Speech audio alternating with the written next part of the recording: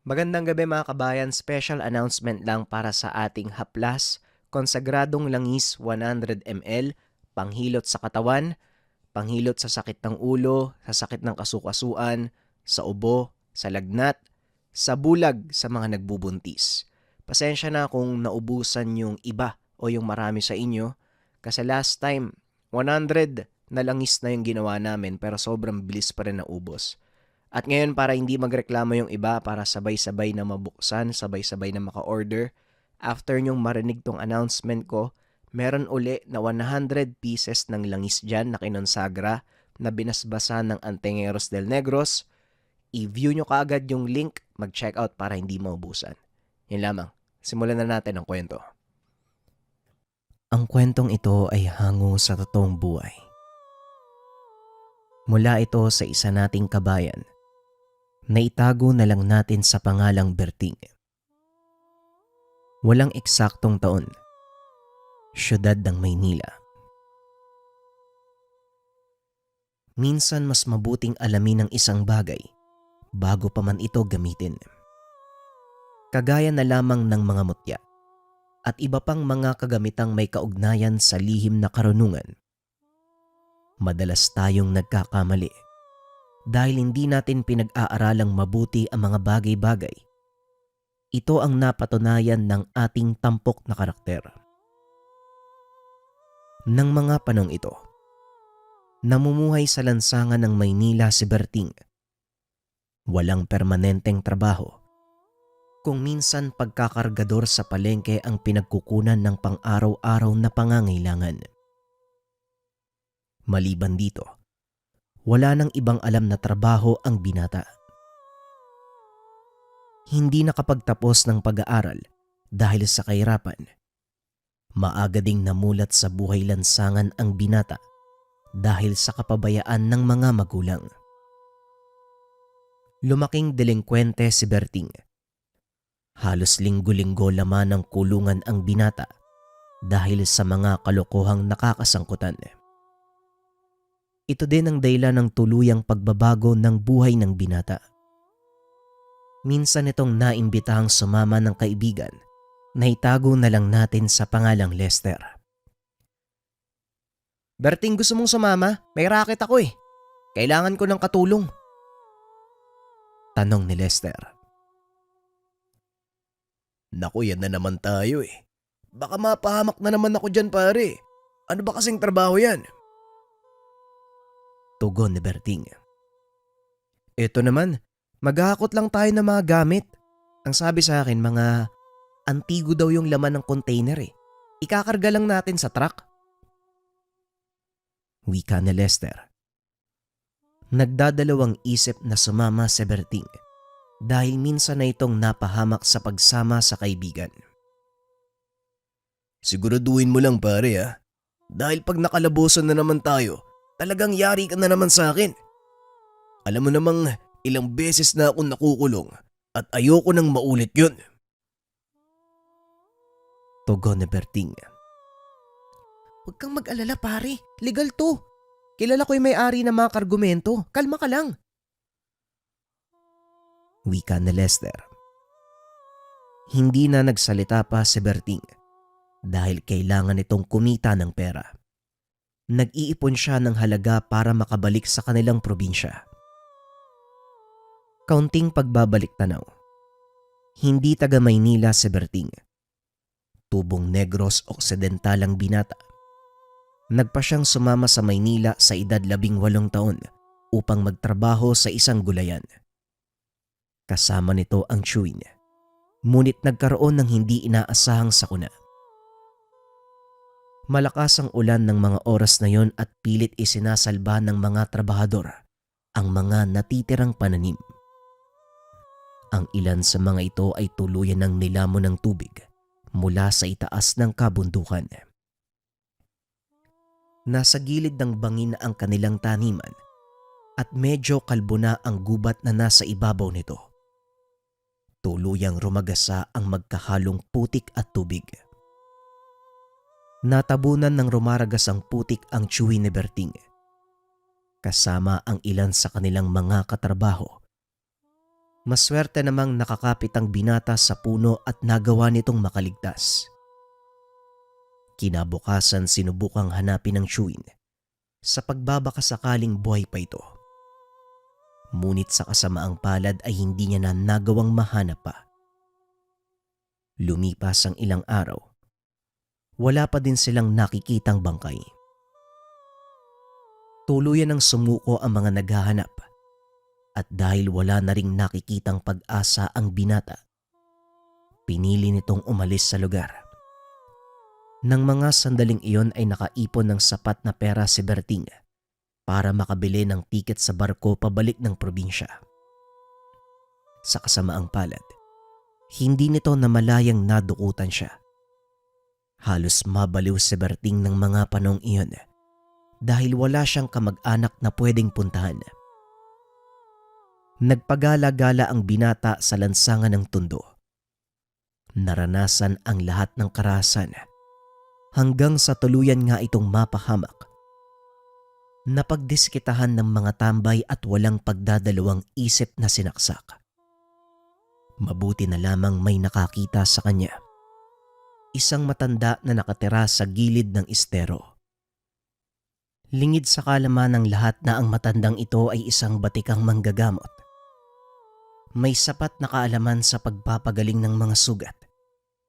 Ginamot nito ang binata hanggang sa tuluyang gumaling. Mabuti naman gising ka na. Huwag ka munang masyadong kumilos. Masyadong malalim ang sugat mo. Sabihin mo nga sa akin, ano ba kasing ginagawa mo doon sa bandang pier? Hindi ka siguro taga rito ano? Wika ni Tandang Rigor. Hindi po manong eh. Uwi na po sana ako sa probinsya kaso nga lang minalas nadukutan ako eh. Ilang araw na akong nagpapagala-gala sa lansangan. Wala kasi akong kakilala dito eh. Wika ni Berting. Kagaya nga ng hinala ko. Nga pala, ang pangalan ko ay Rigor. Pwede kang manatili dito sa bahay hanggat hindi pa gumagaling ang sugat mo. Wika ni Mang Rigor. Dahan-dahang bumangon si Berting. Ngunit muli itong napaiga dahil nakaramdam ng matinding kirot sa tagiliran. Aray ko, ang sakit. Wika ni Berting. Ang tigas ng ulo mo. Sinabing huwag ka munang kumilos eh. Tugon ng matanda. Inangat nito ang damit ng binata at tinanggal ang benda. Nagulat si Berting dahil may nakatapal na dahon ng tabako sa kanyang sugat. Bakit naman po may tabako sa sugat ko? Para saan po ba yan? Tanong ni Berting. Mamaya ko na ipapaliwanag sa'yo. Sa ngayon huwag ka munang masyadong gumalaw. Hindi makukumpleto ang ginagawa kong panggagamot sa'yo kung hindi ka pipirme sa pwesto mo. Wika ni Mang Rigor. Kaagad namang huminto sa paggalaw si Berting. Lumabas ng bahay ang matanda. Ilang sandali ang nakalipas ay muli itong bumalik. Sa pagkakataong iyon, may dala itong sariwang dahon ng tabako. Ang tabako ay isa sa mabisang pampaampat ng dugo at sa kamay ng isang biyasang albularyo, maaari nitong pagalingin ng mabilis ang isang sugat kahit gaano pa ito kalubha. Wika ni Mang Rigor. Habang dahan-dahang tinatanggal ang tuyong dahon ng tabako mula sa sugat ni Berting. Tinignan ng binata ang sugat. Nakitang nakabuka ito. Halos 6 na pulgada ang haba at may kalaliman. Ayon sa matanda, nang matagpuan siya nito ay halos lumabas na ang kanyang bituka. Maraming salamat po sa inyo, Manong Rigor ha. Kung hindi niyo po ako nakita, malamang patay na ako eh. Wika ni Berting. Ay nako, ginawa ko lang ang nararapat kaya wala kang dapat ipagpasalamat. O siya, magpahinga ka na para lalong bumilis ang paghilom ng sugat mo. Wika ni Mang Rigor, sabay ihip sa kanyang noo. Sa hindi malamang dahilan ay biglang nakaramdam ng antok ang binata. Nang muli itong magising, wala na ang sakit na nararamdaman. Hindi na rin mahirap kay Berting ang pagkilos. Marahang bumangon ng binata. Nakita si Mang Berting na nagbibilot ng tabako para gawing sigarilyo. Sa wakas, nagising ka na din. Hindi ko akalaing aabot ng 3 araw ang pagtulog mo Pero mas mabuti nga yun dahil mabilis na ihilom ang sugat mo. Yun nga lang, napakalikot mong matulog. Wika ni Mang Rigor. Nagulat naman si Berting sa sinabi nito. Ano manong? 3 araw? Paanong? Hindi na naituloy ng binata ang sasabihin. Dali-dali nitong binuksan ng kanyang sugat. Nanlaki ang mga mata dahil wala nang natira kahit isang peklat. Yan ang sinasabi ko sa iyong hiwaga. Ngayon lubusan ka ng magaling. Nasa iyo kung mananatili ka o babalik ka sa lansangan. Wika ni Mang Rigor. Napaisip si Berting sa naging tanong ni Mang Rigor. Napagtanto nito na wala siyang mapupuntahan at wala namang kasama ang matanda kaya naisip nitong manatili. Kung ayos lang po sa inyo, dito po muna ako. Pangako hindi po ako magiging pabigat. Maghahanap ako ng trabaho para makatulong po sa inyo araw-araw.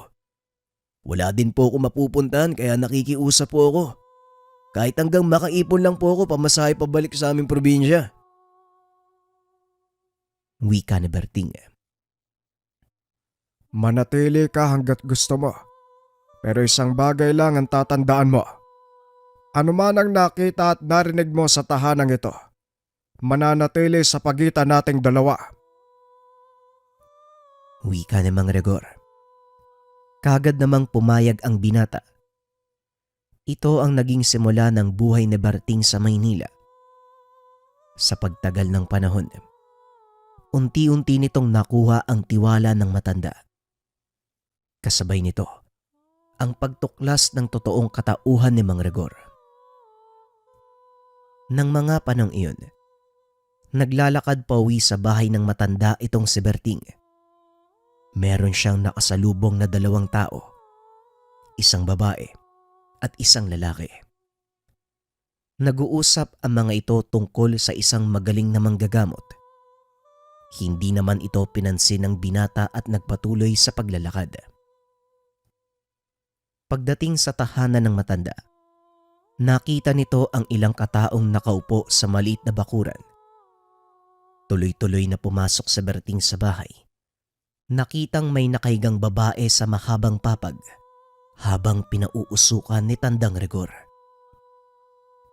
Humahalimuyak sa buong tahanan ang sangyo ng pinaghalong nasusunog na tabako at insenso. May kagat-kagat din na sigarilyo ang matanda habang patuloy na nagbubulong ng kung ano. Iniihip niya ito sa noo ng babae.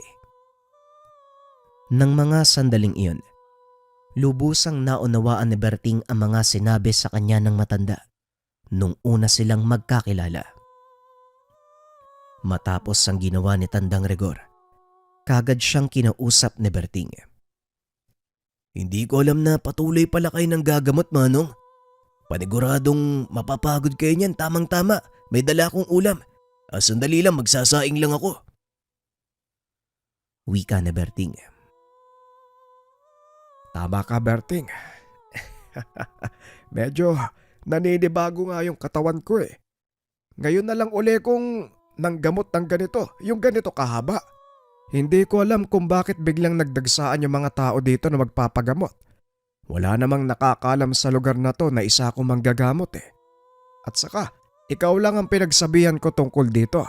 Siguro pinagsabi mo sa iba, ano? Wika ni Tandang Rigor. Teka, paano ko naman ipagsasabi yung bagay na yun? Halos wala nga akong kakilala dito. Tugon ng binata. Inisip nito na nagkataon lang siguro ang lahat. Ngunit ng mga sumunod na araw, tuluyang nakilala ni Berting ang totoong katauhan ni Tandang Rigor. Isang lalaki ang pumunta sa kanilang tahanan. Nagkataong wala ang matanda kaya siya ang nakiharap sa panauhin.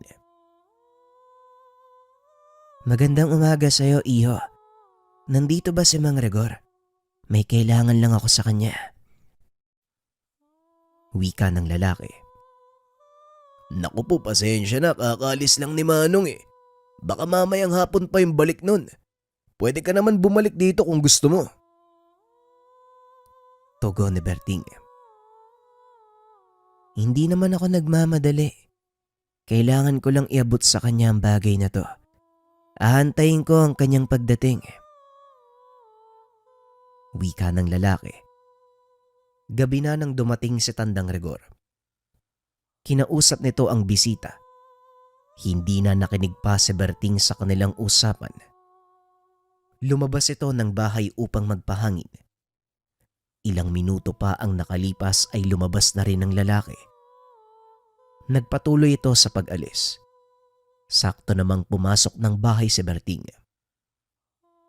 Nanlaki ang mga mata nito nang makitang nakahandusay na sa sahigang matanda, naliligo sa sariling dugo.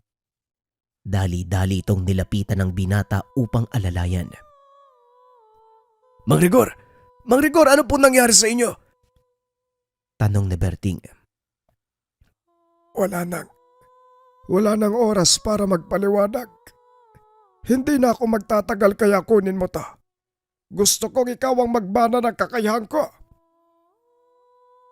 Tugon ni Tandang Rigor habang inaabot kay Berting ang isang nilukot na dahon ng tabako. Ano ba to, Manong? Bakit niyo po binibigay sa akin? Tanong ni Berting. Ito ay isang bertud na mula sa tabako ng kapre. Wala na akong oras para ipaliwanag ang lahat. Ikaw na ang bahalang tumuklas. Tugon ng matanda habang hinahabol ang kanyang hininga. Hindi na rin nagpumilit pa si Berting. Hinayaan na lang nitong mamayapa ang matanda. At dahil wala namang kilalang kamag-anak ang matanda, ipinalibing ni Berting ang katawan nito. Nagsimulang mamuhay ng mag-isa. Itinago ng binata ang binigay nitong nilukot na tabako. Ngunit wala itong kamalay-malay kung para saan. Hanggang isang araw, natuklasan ni Berting ang bisa nito. Sinindihan ng binata ang tabako. Nang malanghap ang usok, kaagad nag-iba ang pakiramdam ng binata. Nakaramdam ng kakaibang lakas si Berting. Naging malakas din ang pandaman nito. Lalong-lalo na ang pang-amoy. Ito ang naging simula ng mga maling gawin ni Berting. Balik tayo sa kasalukuyan. Nag-aantay ng pagdaong ng barko si Berting at Lester. Nag-uusap ang mga ito tungkol sa ibabayad sa kanila. Medyo malaki yung makukuha nating pera, pare. Mga antigong gamit ang laman ng container na yun eh. Kailangan lang nating mag-ingat kasi baka masilisihan tayo. Wika ni Lester. Alam mo pare, medyo kinakabahan talaga ako sa gagawin natin eh. Parang may hindi magandang mangyayari. Wika ni Berting. Alam mo pare, mawawala yung kaba mo sa oras na maawakan mo yung pera. Halika na, andyan na yung barko. Muling wika ni Lester. Ilang sandali pa binaba na ang kargomentong hinihintay ng dalawa. Pagbukas nito, laking gulat ng binata. Biglang dumating ang mga sasakyang pagkakargahan ng mga hahakutin nila. Oh, bakit bigla-bigla namang dumadating tong mga to? Tanong ni Berting. Huwag ka na masyadong magtanong. Gawin mo na lang yung trabaho mo nang matapos na tayo dito. Tugon ni Lester. Habang naghahakot sila, dumating ang sasakyan ng mga pulis. Sinasabi ko na nga ba eh. Kalokohan na naman tong pinasok mo, Lester eh. Wika ni Berting. Dali-dali itong tumalon mula sa kotse at tumakbo palayo. Kaagad siyang hinabol ng mga pulis, ngunit hindi na nila ito nagawang abutan. Samantalang si Lester at ang ilan pang kasamahan ay nahuli. Napag-alaman ni Berting na ang mga kagamitang hinakot nila, iligal na pinapasok sa bansa, natunugan ito ng mga otoridad. Dahil sa kaganapan, matagal na hindi nagpakita sa lansangan si Berting. Pinili nitong magpalamig. Makalipas ang ilang buwan ay muling nagpakita si Berting sa mga kaibigan. Sa pagkakataong iyon, lubusan niyang nagamit ang binigay ni Tandang Rigor. Ito ay nang minsang makipag-inuman ang binata sa mga kakilala. Habang nasa kasarapan ng pag-uusap, bigla na lang dumating ang mga kalalakihan mula sa kabilang barangay. Pinagpapalo ang mga kasama ni Berting ng tubo, hanggang sa bumulagta na lang ang mga ito sa lupa. Mabuti na lang, nagpaalam para magbanyo ang binata, kaya hindi ito nasama sa mga ginulpi. Ngunit nagawa nitong abutan ang mga taga-kabilang barangay. Walang pagdadalawang isip na sinugod ang mga ito. Kaso nga lang nanggaganti na ang mga kalalakihan. Biglang nabalot ng makapal na hamog ang paligid. Naglaho sa paningin ng mga kalaban si Berting. Pilit na hinahanap ng mga ito ang binata, ngunit hindi nila ito makita. Laking gulat ng mga ito nang magsimula silang magbagsakan hanggang sa iilan na lang ang natira. Nataranta ang mga ito habang pilit na hinahanap ang binata. Walang iya ka talaga. Totoo nga yung bansag nila sa'yo, Berting Kapre! Wika ng isa sa mga lalaki. Alam niyo naman pala yung tungkol sa akin eh. Bakit pa kayo sumugod sa teritoryo namin?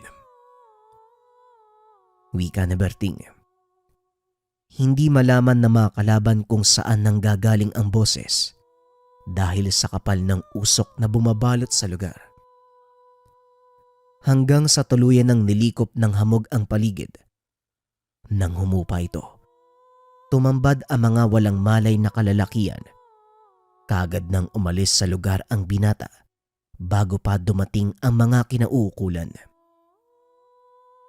Nagmistulang kriminal si Berting dahil hindi niya pa lubusang nalalaman ang totoong gamit ng ibinigay sa kanyang bertud. Bagaman nagagawa niya itong pagganahin, tila wala namang direksyon ang buhay ng binata. Walang gumagabay sa tamang landas. At ang kaisa-isang nagbigay sa kanya ng bertud ay matagal nang patay. Napagtanto ito ni Berting. Pilit na tinanong ang sarili kung ano ang totoong silbi sa mundo. Kasalukuyan siyang nakaupo sa puntod ni Tandang Rigor habang kinakausap ito. Alam mo Manong, hindi ko naman alam kung para saan tong bertud na binigay nyo eh. Paano ko naman gagamitin to na maayos? Nakakainis naman kayo eh. Sana man lang, tinuro nyo sa akin yung mga dapat kong gawin eh. Wika ni Berting habang umiinom ng alak. Nabalot ng matinding kilabot ang katawan ng binata. Isang malaking boses ang narinig niya mula sa likuran. Hindi mo na ba naaalala ang ginawa ni Rigor nung may sugat ka? Wika ng boses. Napatayo si Berting at tumindig ang mga balahibo. Marami nitong naglakad patras habang pilit na hinahanap kung saan ang nagmamay-ari ng boses. Hoy kung sino ka, magpakita ka! Wika ni Berting. Ngunit tinawanan lang siya ng nilalang.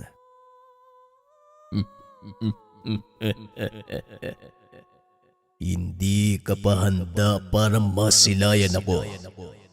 Sisiguraduhin kong sa oras na makita mo ang aking muka, mamamatay ka sa sobrang takot. Muling wika ng boses. Bigla itong nakaamoy ng nasindiyang tabako. Napagtanto ni Berting kung anong uri ng nilalang ang kanyang karap. Kinuha ng binata ang bertud at sinindihan. Ngayon kung ayaw mong magpakita sa akin, ako ang gagawa ng paraan para lumabas ka, kapre. Wika ni Berting. Sabay buga ng usok sa paligid. Lumitaw sa harapan ng binata ang malaking nilalang. Nakaupo ito sa sanga ng puno habang may hawak na tabako. Mahusay. Ngayong nakikita mo na ako, hindi ka ba natatakot? Tanong ng kapre. Bakit naman ako matatakot? Saka kanino? Sa'yo? Pasensya ka na pero nagkakamali ka. Dahil alam kong hindi mo ako sasaktan. Kung talagang may intensyon kang manakit, dapat kanina mo pa ginawa yun. Wika ni Berting. Kung ganon, hayaan mo kong magpakilala. Ako ang gabay ng bertud na pagmamay-ari ni Tandang Rigor. Isa itong kaputol ng aking tabako. Nagtataglay ng aking kapangyarihan. Itinatanong mo kung ano ang maaari mong magawa sa bertud na yan. Pues, hayaan mo kong ipakita sa iyo ang taglay na kakayahan ng bertud. Wika ng kapre.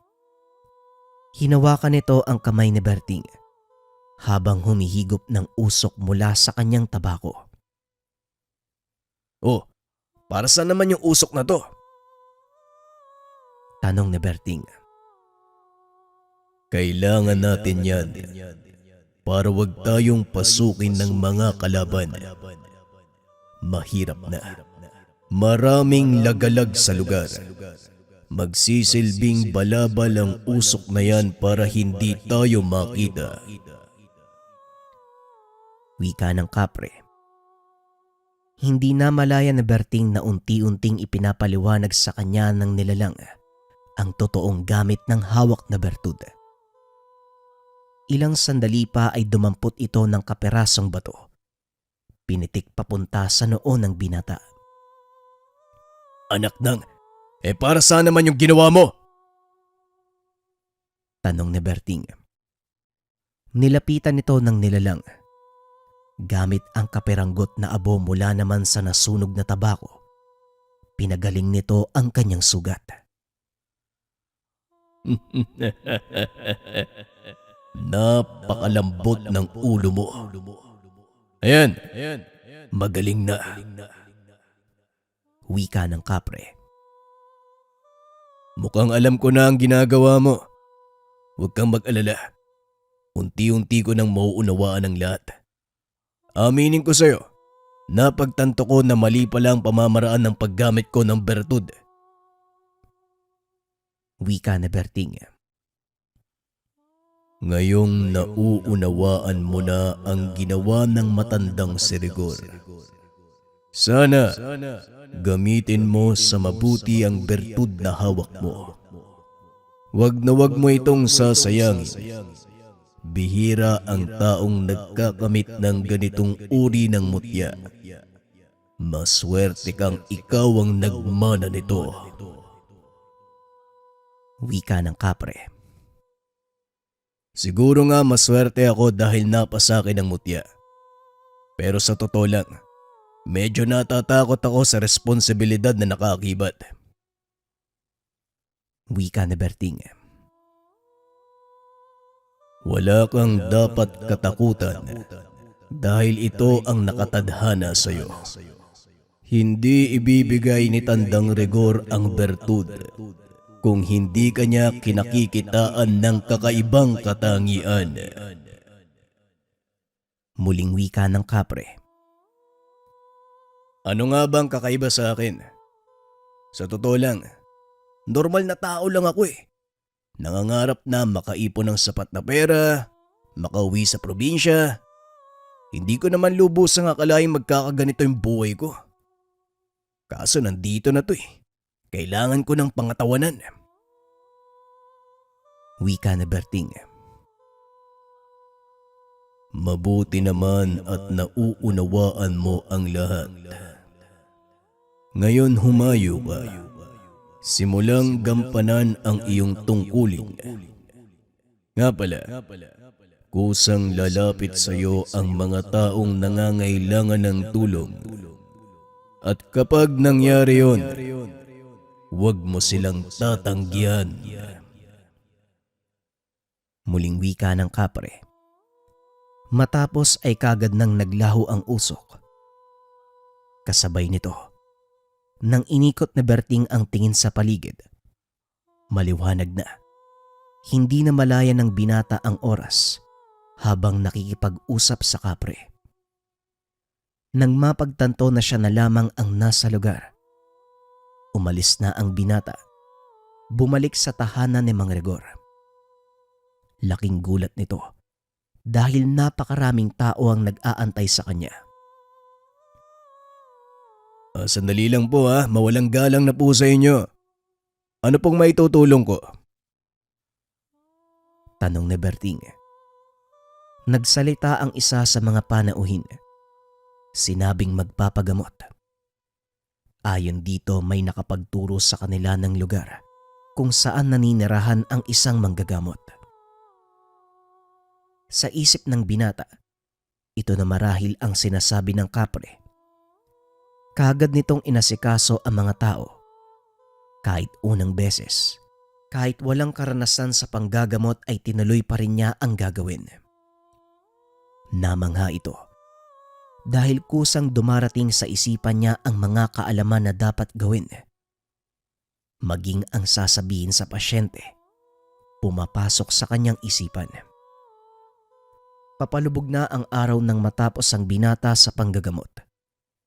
Nakaupo lang ito sa loob ng tahanan habang nag-aantay kung may papasok bang nais magpagamot. Ngunit walang dumating. Kaya nagpa siya itong lumabas ng tahanan upang makabili ng makakain. Pagdating nito sa atangan ng kubo, napansin ng binata ang isang baldeng punong-puno ng pera. Mga papel ito na pinaghalong 20, 50. Hindi ito inaasahan ng binata dahil hindi naman siya naniningil. Habang binibilang ang laman ng balde, muli nitong narinig ang tinig ng kapre. Hindi lang yan ng kabutihang may dudulot ng pagganap mo sa iyong tungkulin. Marami pang darating at sana huwag kang masanay sa mga ganyang bagay. Ugaliin ang pagiging mapagkumbaba. Tandaan mo ang adhikain ng isang manggagamot para makatulong at hindi para kumita. Wika ng kapre. Pambihira ka naman alam ko naman yon, huwag kang mag-alala. Hindi naman ako naniningil ni peso. At saka, hindi rin ako naniningil sa mga nagpapagamot eh. Wika ni Berting. Anong balak mong gawin sa pera na yan? Tanong ng kapre. Alam mo, maraming kagaya ko nagugutom eh. Sobra-sobra din para sa akin ang biyayang to kaya siguro bibili ako ng pagkain para sa kanila. Wika ni Berting. Dali-dali itong tumayo at lumabas ng bahay. Ngunit bago pa man ito tuluyang makalis, isang pamilyar na mukha ng lalaki ang sumalubong sa kanya. Nandito ka pa rin pala. Alam mo, masyado na kayong nagiging pabigat sa akin eh. Hindi ka pa ba nadala? Pinatay ko na si Tandang Rigor. Eto ka na naman. Talagang pinalitan mo pa siya. Wika ng lalaki at napatras si Berting. Ito ang taong pumatay kay Tandang Rigor. Sandali lang, bakit mo ginagawa to? Tanong ni Berting. Hindi ba malinaw para sa'yo? Sagabal kayo sa mga bala ko. Kaya kung ayaw mong matulad sa matandang yun, itigil mo na ang panggagamot. Tugon ni Mario.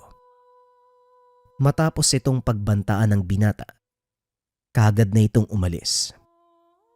Sa kabila ng pagbabanta, hindi naman natinag si Berting. Sa isip nito, walang sino man ang makakapigil sa kanyang adhikaing makatulong. Kung ako sa'yo, makikinig na lang ako sa lalaking yon. Wika ng kapre. Sinusubukan ito kung karapat dapat si Berting samot siyang minana mula kay Rigor. Pasensya ka na, kapre ha. Pero hindi ako natatakot sa mga banta niya. Wika ni Berting. Magaling. Aasahan ko ang sinabi mo. Huwag kang mag-alala. Nandito lang ako para umalalay. Muling wika ng kapre. Kagad na itong naglaho. Nagpatuloy sa pagbili ng pagkain ng binata para sa kagaya niyang lumaki sa lansangan. Lubos ang pasasalamat nito. Napagtanto ni Berting. Napakasarap sa pakiramdam ang tumulong sa iba, lalo pat bukal ito sa iyong kalooban. Kinabukasan, ganun uli ang naging tagpo. Sa pagkakataong iyon, maging ang mga taga-malayong bayan dumadayo na din sa kanya para magpagamot. Punong-puno ng tao ang bakuran ni Mang Rigor, kaya kagad nang sinimulan ni Rodel ang proseso. Ng mga lahati na ito, biglang natigilan si Berting dahil nakita na naman ito ang lalaking pumatay sa kanyang maestro. Dito niya napag-alaman ang pangalan nito. Mario. Isa itong mahusay na manggagamot. Ngunit sa kasamaang palad ay nabulagan ito ng salapi. Hanggang sa tuluyan ng nahumaling sa kayamanan, nararamdaman din ni Berting, hindi lang normal na tao si Mario. Sinabi din ng nakausap ni Berting na si Mario mismo ang nagbigay ng sakit sa mga pasyente na nagpupunta sa kanyang tahanan. Napagtanto ng binata, ito ang dahilan kung bakit nanggagalaiti sa kanila itong si Mario. Matapos ang gamutan, muling sumilip si Berting sa labas. Nakita nitong hindi pa rin umaalis si Mario. Aba, talagang matigas ang ulo nito ah. Wika ng binata. Saktong tapos na ang lahat ng nagpapagamot. Dali-dali itong lumabas ng bahay. Ngunit dahil sa dami ng taong sumasalubong at nagpapasalamat sa kanya, hindi nito nagawang abutan si Mario. Nagpa siya ang binatang hayaan na lang muna ito. Kinausap ang kanyang mga pasyente. Nang mag-alisa na ang mga ito, saka naman nagpakita ang gabay na kapre ng kanyang mutya. Mukhang malakas ang nilalang na makakalaban mo. Handa ka na ba? Tanong ng kapre. Siya ang pumatay sa taong tumulong sa akin. Kahit wala akong karanasan sa pakikipaglaban sa mga aswang, minsan din akong naging basagolero. Tugon ni Berting. Kung sa bagay, kagaya nga ng sinabi ko sa'yo, Hindi kita tatalikuran. Muling wika ng kapre bago ito tuluyang umalis. Kinabukasan, maagang tumanggap ng pasyente si Berting.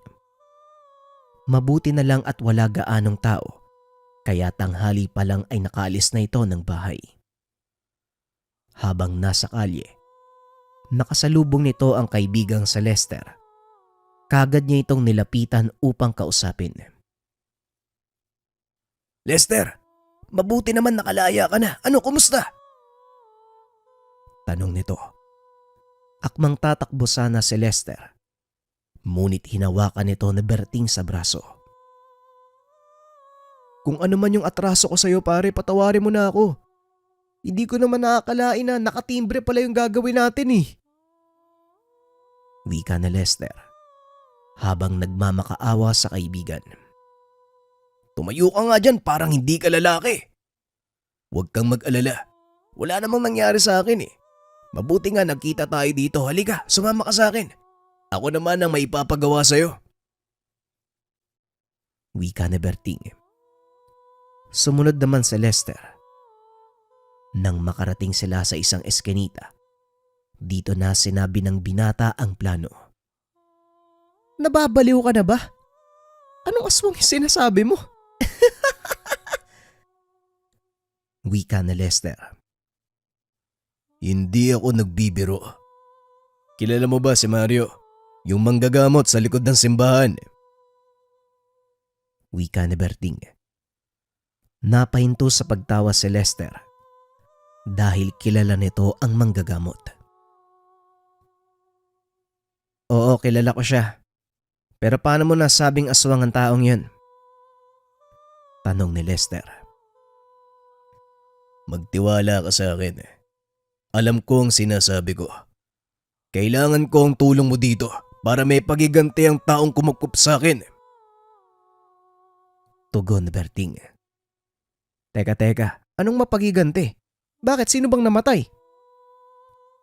Si Tandang Rigor. Siya ang kumupkup sa akin nung pag-alagala pa ako sa kalye. Wika ni Berting. Kaya pala hindi ko na nakikita yung matandang yun ha. Tama ka. Mabait nga si Mang Rigor. Sige, tutulungan kita pero sandali lang ha. Aswang ba talaga yung kakalabanin natin? Oo nga, sabing aswang ayaw pang maniwala. Matapos ang pag-uusap ng dalawa, kagad na silang tumuloy sa tahanan ni Tandang Rigor. Naghanda ang mga ito ng mga gagamitin. Oh, anong gagawin mo dyan sa bawang? Tanong ni Berting. Hindi ba aswang yung makakalaban natin? Di, gagamitin ko yung bawang. Oo nga, pero hindi uubra sa kanila ang bawang. Halika dito, ito ang gamitin mo. Wag na wag mong ihiwalay ang pangil ng baboy ramo sa katawan mo at itong habak de bala. Dalhin mo din ang langis na yan para malaman mo kung paparating ang kalaban, kukulo yan. Wika ni Berting. Ano? Langis? Paano ko malalaman pag dadating? Di ka ba nakikinig? Kakasabi ko lang kukulo yung lana. Paniguradong mag-iinit ang pangil ang baboy ramo, lalong-lalo na pag may aswang sa paligid. Pag-uusap ng magkaibigan. Kinagabihan nagpunta ang mga ito sa tahanan ni Mario. Sa kasamaang palad wala ito sa lugar. Mukhang wala naman dito yung hinahanap natin eh. Uwi na lang tayo.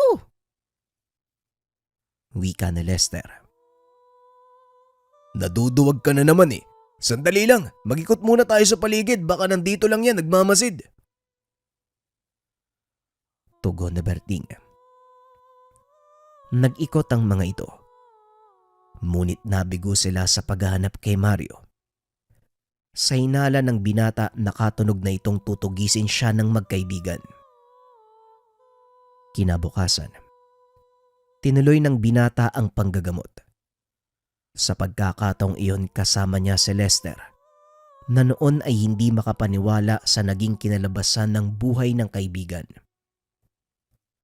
Pinagmamasdan niya ito habang nanggagamot. May nakataling panyo sa noo ng binata habang may kagat-kagat itong tabakong sinindihan. Natatawa si Lester sa mga ginagawa ng kaibigan.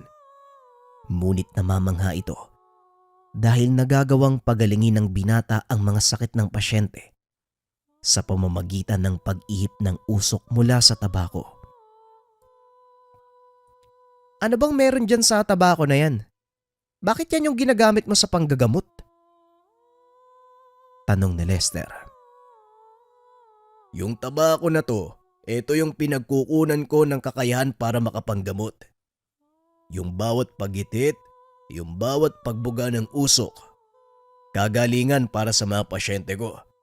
Pero syempre, kailangan sabayan ng pananalig para mapagaling sila. Pagpapaliwanag ni Berting. Kung ganun, mutya pala yung tabako na yan. Tanong ni Lester. Pwede nating sabihin na parang ganun na nga. Galing to sa kaibigan kong kapre. Wika ni Berting. Buong araw silang nanggamot. Ngunit walang nagparamdam kay Mario.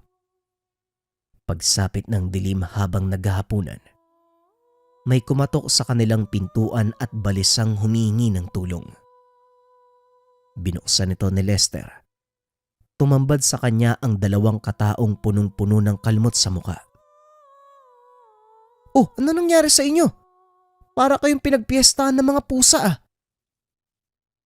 Tanong ni Lester. Yung kapatid kasi namin nagwawala na naman eh. Ilang araw na siyang ganun. Pwede ba naming makausap si Kaberting? Tanong ng lalaki. Kaberting? Ay, sandali. Oy, Berting. Narinig mo ba yung tawag sa'yo ng taong to? Wika ni Lester. Huwag kang ang puro kalokohan dyan. Kayong dalawa, tumuloy kayo.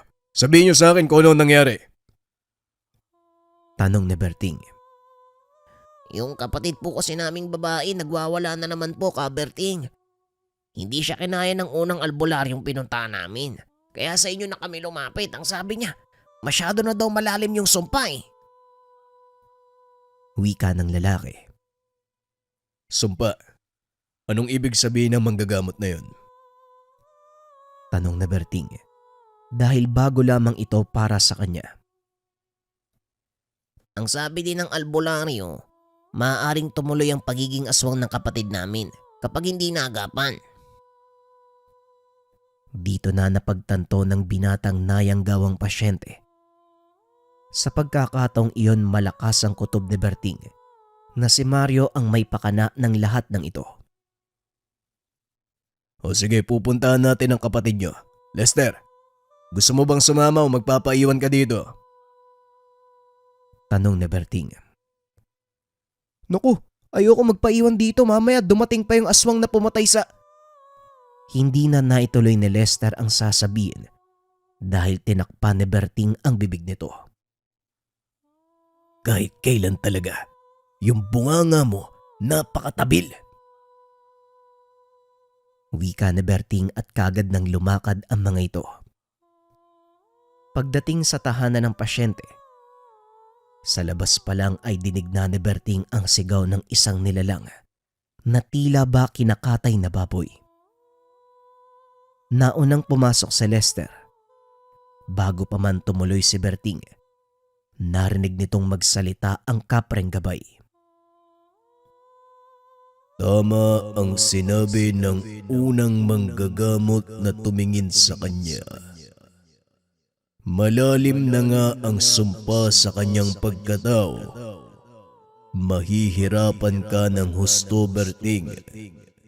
Handa kong tumulong. Magsabi ka lang. Wika ng kapre. Maraming salamat, kaibigan. Mukhang kakailanganin ko nga ng tulong mo. Tugon ni Berting. Habang pinagmamasdan si Lester na lumabas sa bahay ng pasyente. Matapos kagad nang pumasok sa Berting, nakita nito ang kalagayan ng dalaga Halos hindi na ito makilala. Nakatayo na ang buhok. Nanlilisik ang mga mata. Nagtatalasan din ang mga kuko na tila naghahanda na sa paglipad. Buo na ang halimaw sa katawan ng dalagang yan. Wala ka nang magagawa pa kung hindi patayin siya. Wika ng kapre. Wala na bang ibang paraan para matulungan yung dalaga? Tanong ni Berting. Ikinalulungkot ko, Berting. Ngunit kamatayan na lang ang tanging paraan para wakasan ang kanyang paghihirap. Imposible nang tanggalin ang sumpa, lalo pat ganap na itong sinakop ang pagkatao ng biktima. Wika ng kapre. Sandali lang, gusto ko munang subukan. Kahit papano, may nakikita pa akong bahid ng pagiging tao sa kanya. Wika ni Berting. Sabay sinde ng tabako. Nag-ihip ito ng makapal na usok sa paligid na nagsisilbing pananggalang. Pinasegunda naman ito ng kapre na lalo namang nagpataas ng depensa sa paligid. Naglakad ito papunta sa kinaroroonan ng pasyente na noon ay patuloy lang na umaangil.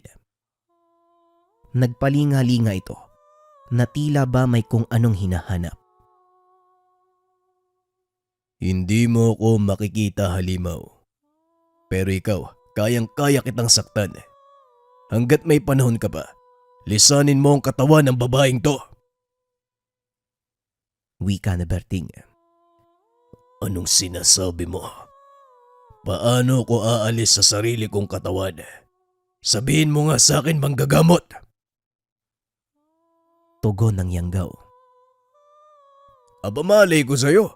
Ikaw yung pumasok dyan, kaya ikaw din yung alam ng daan palabas. Tugon ni Berting habang nakaupo sa bangko. Huwag mo kong ginagawang mangmang. Akin ang katawang ito. Ginusto ng babae na papasukin ako. Wika ng Yanggaw. Ganun ba? Ganito na lang papipiliin kita. Kamatayan sa latigo o kamatayan sa tigalpo? Tanong na Berting. Anong ibig mong sabihin? Papatayin mo na ako kagad. Hindi ka muna magmakaawa o makipag-usap ng maayos. Tanong ng aswang. Wala nang silbi ang pakikipag-usap sa'yo. Kaya dalawang klase ng kamatayan lang ang ibibigay ko. Wika ni Berting habang bumibuelo ng pagsugod. Teka, sandali lang. Parang awa mo na. Huwag mo kong papatayin. Ang totoo, hindi ako aswang, isa akong engkanto. Napag-utusan lang ako ng isang manggagamot. Pagmamakaawa ng Yanggaw. Sabi na nga ba eh. Alam ko yung pangalan, Mario, di ba? Tanong ni Berting. Tama ka. Pero paano mong nakilala si Mario? Laganap na sa buong kamay nila ang pangalan ng taong yan. Siya ang pumatay sa aking Maestro Rigor, kaya kailangan ko siyang matagpuan upang parusahan. Teka, hindi ka kamo aswang. Ano ka nga uli? Tanong ni Berting. Isa kong lamang lupa na may kakayahang manggaya ng katangian at itsura ng isang totoong Yanggaw. Kagaya ng sinabi ko na pag-utusan lang ako, may maganda akong alok sa'yo. Wika ng Yanggaw. Kasunduan? Mukhang maganda yan ah. Siguraduhin mo lang na tama ang ibibigay mong impormasyon. Dahil kung hindi, ikukulong kita sa garapon na punong-puno ng usok. Wika ni Berting.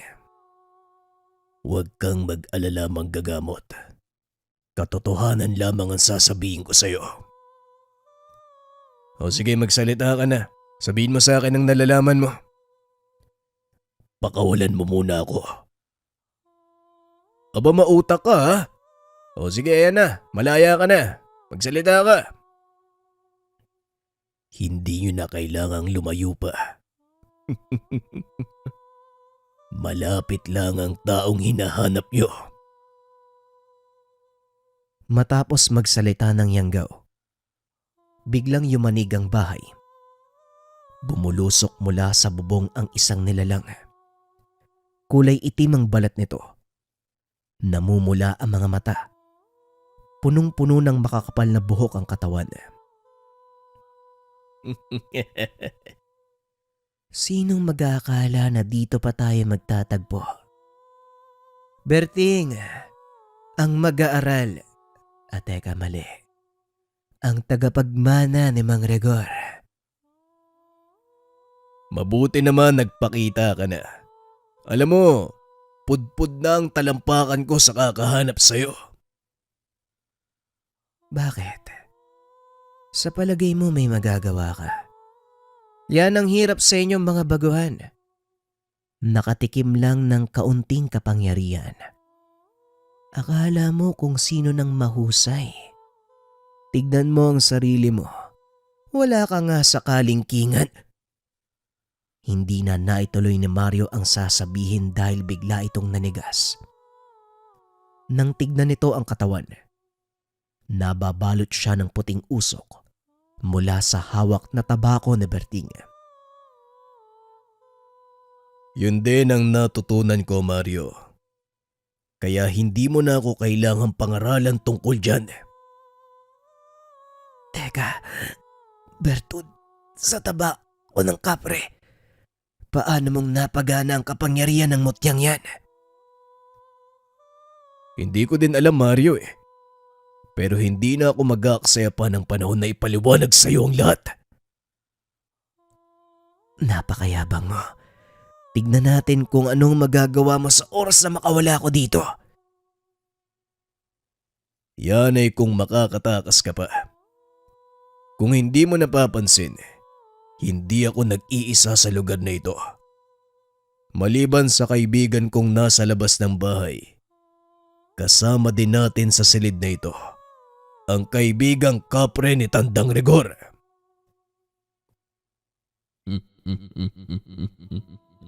Tama na ang tinuran, binata. Matagal na kitang hinahanap, Mario. Malaki ang kasalanan mo sa akin. Kung sakaling walang napasahan ng mutya si Tandang Rigor, tuluyan itong mauupos at maglalaho sa mundo. Maswerte ka. Nakalusot ka sa akin. Pero ngayon, pagbabayaran mo ang ginawa mong pagpatay sa matanda. O paano ba yan, Mario?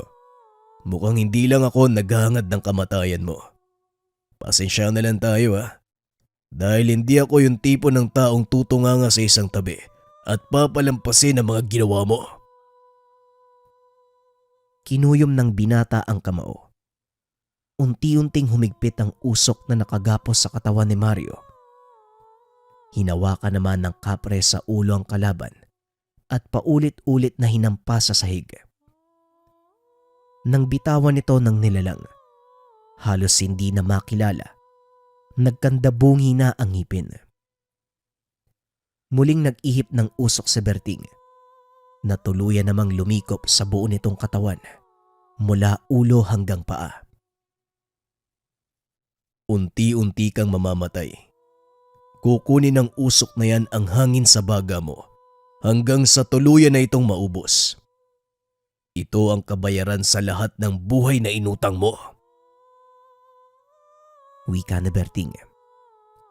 Nagtagal ng halos ilang minuto ang pagbalot ng usok sa katawan ni Mario at nang tuluyan itong humupa, tumambad sa kanila ang napakaputlang si Mario. Nagkukumahog namang pumasok sa silid si Lester. Oh, nasa na yung aswang? Asa na? Kumalma ka, Lester. Tapos na ang laban. Itinuloy ni Berting ang panggagamot sa dalagang sinaniba ng engkanto. Ang buong akala ng lahat ay nayanggaw ito. Ngunit sa huli, natuklasan din nila ang katotohanan. Taus-puso namang nagpasalamat ang pamilya. Matapos ang kaganapan, nagpa siyang umuwi ang dalawa. Pagdating sa tahanan, napakaraming taong nag-aantay sa kanila. Pasikat na ang araw ng mga sandaling iyon, kaya sinimulan na ni Berting ang panggagamot. Sa pagtagal, lalong nakilala ang binata hindi lang sa Kamaynilaan, maging sa mga karatig probinsya sa bahaging Luzon. Kalaunan, nagpa siya ang binatang bumalik sa kanyang probinsya at doon itinuloy ang panggagamot. Nagulat ang mga kaanak nito nang muling makita si Berting sa loob ng mahigit 10 taon. At ang mas nakakapagpagulantang, nang malaman nila na kilalang albularyo sa Kamaynilaan ang kanilang kaanak. Hindi inaasahan ni Berting na mararanasan ang ganitong buhay, na siyang tuluyang nakapagpabago sa kanyang pagkatao. Dumaan man sa buhay nito ang panahon na inakala niyang walang pag-asa, kagad naman itong napawi dahil sa paggabay ng isang estrangherong matanda. Paminsan ay lumuluwas pa din ng Maynila si Berting. Pumupunta pa ito sa Quiapo, kung saan siya namulat.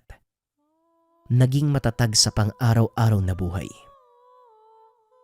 Isinasagawa pa din ito ang pagpapakain sa mga batang kalye.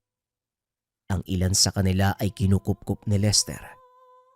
Ito ang naging adhikain ni Berting bilang gante sa ginawang kabutihan ni Tandang Rigor. Taon-taon din siyang pumupunta sa sementeryo para dalawin ang puntod ng matandang minsan niyang pinagkautangan ng buhay.